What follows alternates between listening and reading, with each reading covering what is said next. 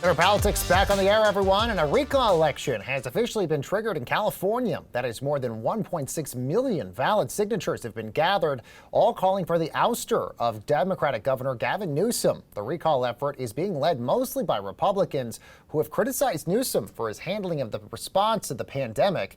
Now, this is the second such election in California's history.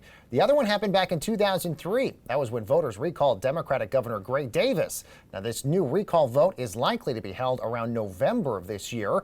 So joining us now to discuss this and so much more of the recall election is Melanie Mason, national political correspondent over at the Los Angeles Times. Melanie, such a pleasure to have you here. So before we get into who's running and what's happening here with this election, as I mentioned, it sounds like there's enough signatures now collected to start this recall. So what happens next here? That's right. So there appears to be enough signatures to qualify, but we're still waiting on a few key steps.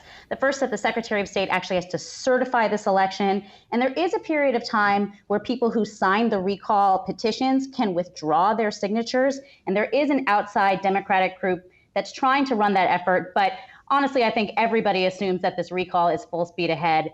So once that recall is certified, that's when the lieutenant governor then calls for an election. And it's still a little bit unclear exactly what the timing will be, but best guesses are sometime either in October or in November of this year. And how would the vote essentially work? Would voters then say, do you want to recall Newsom, and then here's who we want to replace him with? How essentially do the step-by-steps work here?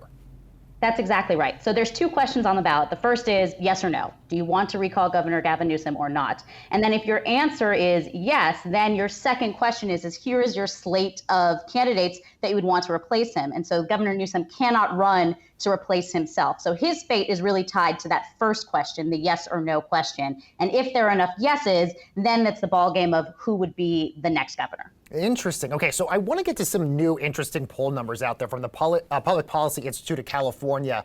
And it seems like Gavin Newsom's numbers are still pretty solid when it comes to California voters out there, especially when it comes to his performance on schools, jobs, and the economy. He has about a 60% approval rating on those. And by the way, Republicans are really hammering him really hard on those three aspects. Given the fact that he's polling well here, does this suggest potentially Gavin Newsom is in a better position for this recall election?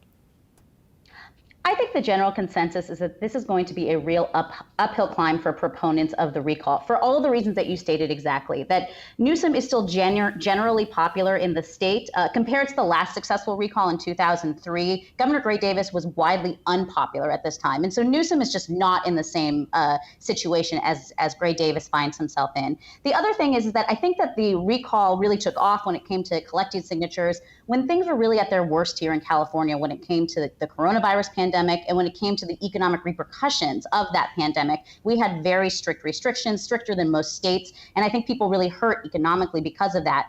But right now, California actually finds itself in a pretty good place when it comes to the coronavirus. Our positivity rate is, I believe, the lowest that it has ever been. We are starting to see more reopenings. Our vaccination program is doing much better than many other states. And so I think that the thing that proponents of the recall have to really figure out is how do they make the case to have this kind of election that really upends everything, and it's going to cost taxpayers a lot of money when people are maybe not quite as frustrated or as angry as they were a year ago when they were signing these petitions. Yeah, good point. And let's talk about the Republicans in all of this, Melanie. We remember in 2003, it was anybody was on the list. We had Gary Coleman, porn star Mary Carey, and it gave California voters Arnold Schwarzenegger, who was very popular as governor. But this is a lot different now, and the dynamics of Republican politics have obviously changed since 2003. You've got Caitlyn Jenner running in this. You've got the former mayor of San Diego running in this. Do any of them have a chance of knocking Newsom out, or have the dynamics of California state politics changed so much that it's going to be really difficult for Republicans to win here? Well, I think when we want to say, do they have a chance? I think that especially now in current politics, you always have to say yes, right? Because you can't rule anything out. But I think you really hit the nail on the head about what is different from 2003. We have just a more solidly Democratic state. And this is also a state that really does not like former President Trump. And so what you're seeing from the Newsom side is really trying to link this recall effort to supporters of former President Trump. And Caitlyn Jenner, for example, who has entered the race, she is being advised despised by people who are seen as very close to Trump. Former San Diego Mayor Kevin Falconer had kept his distance for some time from President Trump, but then said he voted for him in the 2020 election. So I think that the strategy for Newsom going forward is to remind California voters that this isn't just a referendum on him.